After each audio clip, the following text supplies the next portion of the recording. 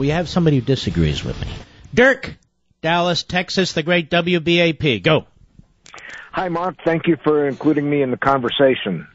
Yes, sir. I am a very conservative guy. I agree in the support with the Second Amendment. And I own guns myself. I guess, what do you have?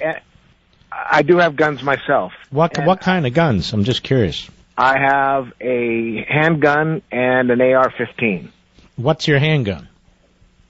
It's a CAR. K-A-R-R, I guess. A CAR? What kind of bullets does it take?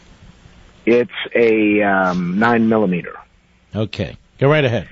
Anyway, just testing your creds. Okay, that's fine. I completely don't agree. I only have 5 weapons, and I bought them because they did this talk about gun control over the last 7 or 8 years. I never owned a gun before. Now I have 5. In the last 8 years as well. I don't agree with the concept of the president using the executive order, so I'm in complete agreement on that.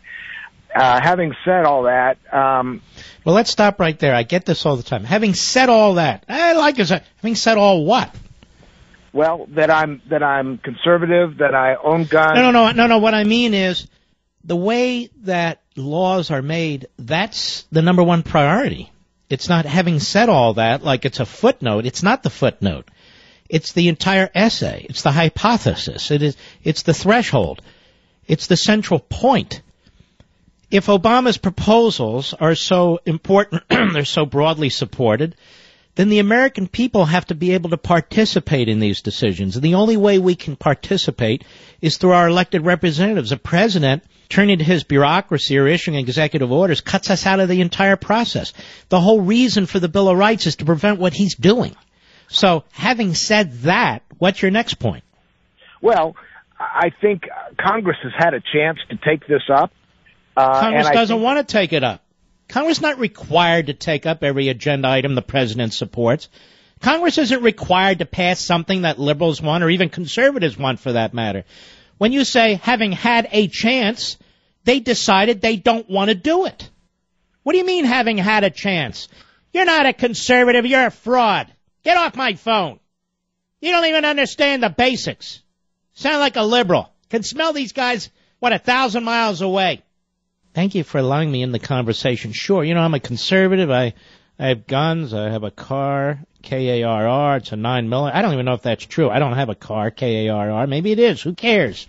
But to dismiss the fundamental issue as barely a footnote, and then to say, well, look, Congress had a chance. What do you mean Congress had a chance? If Congress doesn't act legislatively, if Congress doesn't pass a bill, where does the Constitution say then the default actions with the President of the United States? What the hell is that? It doesn't work that way. I'm a conservative too. No, you're not. You're a fraud. May I say, with all due respect, of which there is none. I knew that earlier caller was a fraud at the top of the hour. I'm a conservative too, and if Congress won't act, wait a minute. I'm not familiar with this particular weapon. I'm not an expert on every weapon. I'm an expert on my weapons. So I don't deny that. But he said he had a car, a 9mm car. I said, how do you spell that? I've not heard of that. Well, apparently a lot of people have. And he spelled it K-A-R-R. And our wonderful friends and followers on Facebook, 2, 3, 4, 5 of them now said, no, that's not right. It's K-A-H-R, 9mm pistol.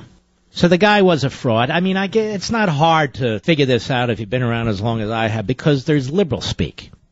They start out polite and then they get weird.